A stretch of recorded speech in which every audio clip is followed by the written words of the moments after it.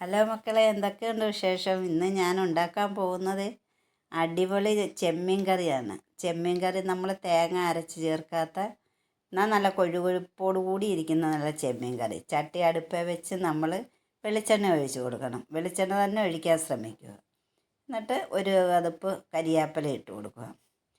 കരിയാപ്പില ഇട്ടതിന് ശേഷം നമ്മൾ അതിലേക്ക് ഇഞ്ചി വെളുത്തുള്ളി, ഒരു 4-5 കഷ്ണം വെളുത്തുള്ളിയും ഒരു ചെറിയൊരു പീസ് ഇഞ്ചിയും കൂടെ അതിലേക്ക് ഇട്ട് കൊടുക്കുക.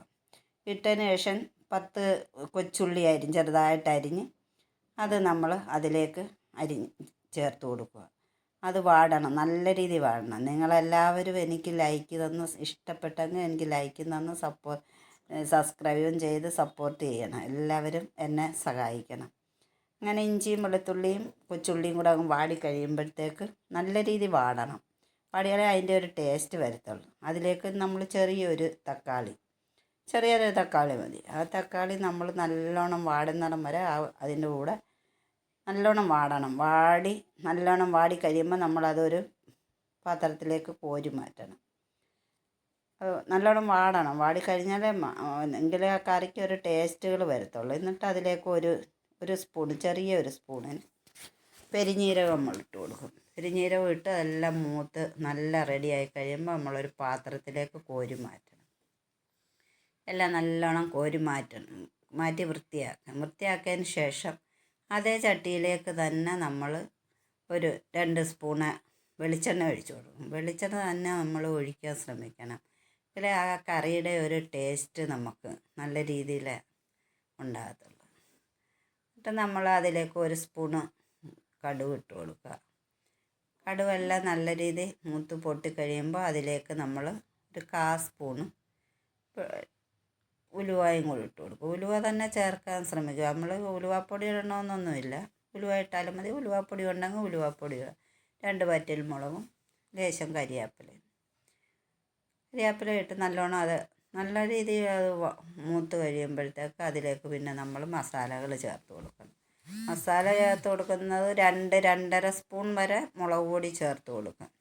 2.5 സ്പൂണ് മുളക് പൊടി ചേർത്ത് ആ മുളക് പൊടി ഇട്ടതിന് ശേഷം അതിലേക്ക് ലേശം 1/4 സ്പൂണ്, കൊച്ചു സ്പൂണിന് 1/4 സ്പൂണ് മഞ്ഞൾപ്പൊടി ഇട്ട് കൊടുക്കുക. മഞ്ഞൾപ്പൊടി ഇട്ടതിന് ശേഷം 2 സ്പൂണ് മല്ലിപ്പൊടി 2 സ്പൂൺ മല്ലിപ്പൊടി ഇട്ട് നല്ലോണം രീതിയിൽ വാട്ടുക. നല്ല രീതിയിൽ മൂപ്പിച്ചെടുക്കുക. മൂത്ത് നല്ല ഇതായി കഴിയുമ്പോഴത്തേക്ക് അതിലേക്ക് നമ്മൾ പുളിവെള്ളം ഒഴിച്ച് കൊടുക്കണം. പുളിവെള്ളം എന്ന് പറഞ്ഞാൽ വാളംപുളിയില്ലേ, വാളംപുളി അത് ഒഴിച്ച് കൊടുക്കുമ്പോൾ നല്ലൊരു കൊഴുപ്പ് കിട്ടും. വാളംപുളിയാണ് നല്ലത്. പിന്നെ ചിലർ ഈ കുടംപുളിയും ചേർക്കുന്നുണ്ട്, അതും നല്ലതാണ് കൊഞ്ച് കറിക്ക്. വാളംപുളി ഒന്നും കൂടെ നമ്മൾ ഈ മുളകിൻ്റെ ഇത് മാത്രം തേങ്ങ അരയ്ക്കാത്ത ആയതുകൊണ്ട് നമ്മൾ വാളംപുളി ചേർക്കുന്നത്. ലേശം അതിന് പരുവത്തിനുള്ള ഉപ്പ് 1 സ്പൂണ് ഉപ്പ് ഇട്ട് കൊടുക്കുക. ഉപ്പ് ഇട്ടതിന് ശേഷം നമ്മൾ അരച്ച് വെച്ച പേസ്റ്റില്ലേ, കൊച്ചുള്ളിയും ഇഞ്ചി വെളുത്തുള്ളി കരിയാപ്പില എല്ലാം കൂടെ ഇട്ട് മൂപ്പിച്ച് ആ പേസ്റ്റ് അതിലേക്ക് ഒഴിച്ച് കൊടുക്കുക. ഇത് തന്നെ ഒഴിക്കുമ്പോൾ നല്ല ടേസ്റ്റിൽ കൊഴുകൊഴുപ്പോട് കൂടി വരും.